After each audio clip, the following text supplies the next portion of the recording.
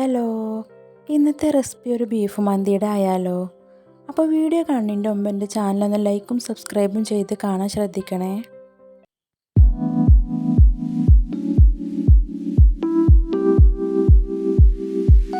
അപ്പോൾ ഇതെങ്ങനെയാണ് ഉണ്ടാക്കുക നോക്കിയാലോ?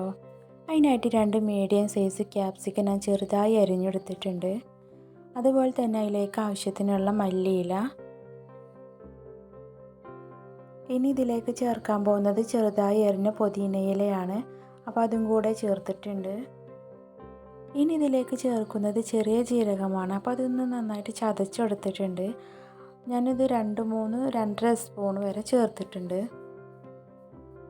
ഞാൻ ബീഫ് എടുത്തിട്ടുള്ളത് 1 കിലോ ബീഫാണ്.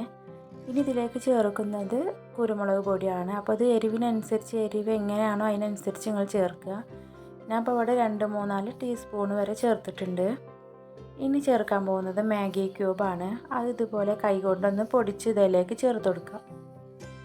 ഞാൻ 2 മാഗി ക്യൂബാണ് ഇവിടെ എടുത്തിട്ടുള്ളത്. അപ്പോൾ അത് മാഗി ക്യൂബ് എടുക്കുമ്പോൾ ചിലതിൽ ഉപ്പുണ്ടാവും, ചിലതിൽ ഉപ്പ് കുറവായിരിക്കും. അപ്പോൾ അതൊക്കെ നോക്കിയിട്ട് നിങ്ങൾ എടുക്കുക.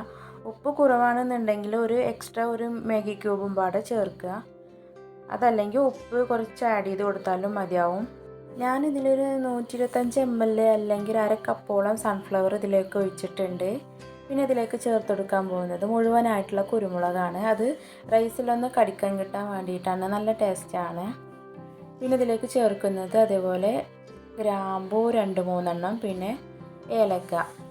അപ്പോൾ ഇതെല്ലാം പാടെ കൂട്ടിയിട്ട് നമുക്കൊന്ന് നന്നായിട്ടൊന്ന് മിക്സ് ചെയ്തെടുക്കാം.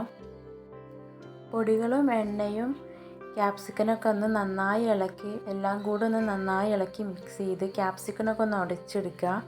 ഇപ്പോൾ അതാ ഇതുപോലെ ഒന്ന് നന്നായി കുഴച്ചെടുത്തിട്ടുണ്ട്. ഇനി ഇതിലേക്ക് കഴുകി വൃത്തിയാക്കി വെച്ചിരുന്ന 1 കിലോ ബീഫാണ്. അത് ഇതുപോലെ അത്യാവശ്യം വലിയ പീസാക്കിയിട്ടാണ് ഞാൻ എടുത്തിട്ടുള്ളത്. അപ്പോൾ ഇതാ എല്ലാം കൂടെ ഇതുപോലെ ചേർത്തിട്ട് മസാല ബീഫിലേക്ക് പിടിപ്പിക്കുക. കൈ വെച്ച് നന്നായി ഒന്ന് ഇളക്കി മിക്സ് ചെയ്ത് ബീഫിലേക്ക് എല്ലാ മസാലയും കൂടെ ഒന്ന് പിടിപ്പിച്ച് വെക്കുക. ഈ സമയം കൊണ്ട് തന്നെ റൈസ് ഒരു 1/2-3 മണിക്കൂറോളം വെള്ളത്തിലിട്ട് വെക്കണം. ഞാൻ സെല്ല ബസ്മതി റൈസാണ് എടുത്തിട്ടുള്ളത്. ഇപ്പോൾ ഇതാ നല്ലതുപോലെ ഇളക്കി മിക്സ് ആക്കിയിട്ടുണ്ട്. ഇനി നമുക്ക് ഇതിൽ ഒരു ഫോർക്ക് വെച്ചിട്ട് എല്ലായിടത്തും ബീഫിലേക്ക് മസാല ഇറങ്ങാൻ വേണ്ടിയിട്ട് എല്ലായിടത്തും ഒന്ന് ഇതുപോലെ കുത്തി കൊടുക്കാം. അപ്പോൾ ബീഫൊക്കെ നല്ലതുപോലെ ഇളക്കി മിക്സ് ആക്കിയതിന് ശേഷം ഒരു 1/2 മണിക്കൂറോളം ഫ്രിഡ്ജിലേക്ക് മാറ്റി വെക്കുക. ആ സമയം കൊണ്ട് തന്നെ നമുക്ക് ഇതിലേക്ക് റൈസിന് വേണ്ടിയിട്ടുള്ള വെള്ളം വെക്കുക. ഞാനിവിടെ അടുപ്പിലാണ് വെക്കുന്നത്. അപ്പോൾ വെള്ളത്തിലേക്ക് ആവശ്യത്തിനുള്ള ഗ്രാമ്പൂ, അതുപോലെ തന്നെ 2-3-4 ഏലക്ക, കൂടെ പട്ടയും കൂടെയും ചേർക്കുക. പട്ട എൻ്റെ കയ്യിലില്ല. പിന്നെ ഞാനിവിടെ ചേർക്കുന്നത് 2 ബേ ലീഫാണ്. അതും കൂടെ ചേർത്ത് ആവശ്യത്തിനുള്ള ഉപ്പും കൂടി ആഡ് ചെയ്ത് കൊടുക്കുക. വെള്ളത്തിലേക്ക് 1 സ്പൂൺ ലെമൺ ജ്യൂസോ ഓയിലോ ചേർക്കാവുന്നതാണ്, റൈസ് ഒട്ടിപ്പിടിക്കാതിരിക്കാൻ വേണ്ടി. ഇപ്പോൾ ഇതാ ബീഫ് ഒരു 1/2 മണിക്കൂറിന് ശേഷം ഫ്രിഡ്ജിൽ നിന്നും എടുത്തിട്ടുണ്ട്.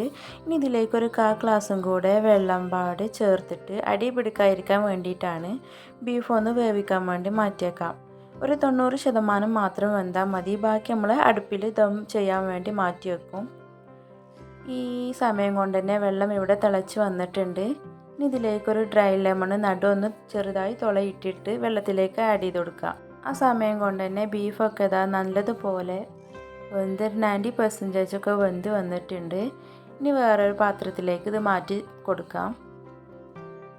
ബീഫ് ഇതാ വലിയൊരു പാത്രത്തിലേക്ക് മാറ്റിയിട്ടുണ്ട്. അത് അടിയിലൊന്ന് നന്നായിട്ട് ഇതുപോലെ നിരത്തി കൊടുക്കാം. ഇതിൻ്റെ മുകളിലേക്ക് നമ്മൾ ഒരു 90% മാത്രം വെന്ത് വന്നിട്ടുള്ള റൈസ് ഊറ്റിയിടാം. ബാക്കി 10% നമ്മൾ ദം ചെയ്യുമ്പോൾ വേവും. ഇപ്പോൾ അതാ ഇതിലേക്ക് ഞാൻ പാലിൽ മഞ്ഞൾപ്പൊടി കലക്കിയിട്ട് അതും കൂടെ ഒഴിച്ചെടുക്കുന്നുണ്ട്. കൂടെ കുറച്ച് ഫുഡ് കളറും പാടെ ആഡ് ചെയ്ത് കൊടുക്കുന്നുണ്ട്. റൈസിന് ഭംഗി കിട്ടാൻ വേണ്ടി മാത്രമാണ് ഇത്. വേണ്ടെന്നുണ്ടെങ്കിൽ സ്കിപ്പ് ചെയ്യാവുന്നതാണ്.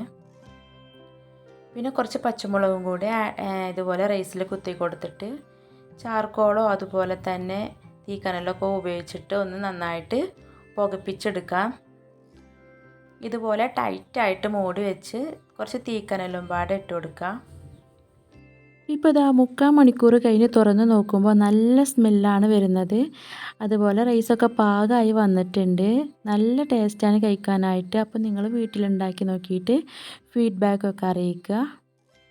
കൂടെ വീഡിയോ നിങ്ങളുടെ ഫ്രണ്ട്സിനും ഫാമിലിക്കും ഒന്ന് ഷെയർ ആക്കുകയും കൂടിയും ചെയ്യണേ.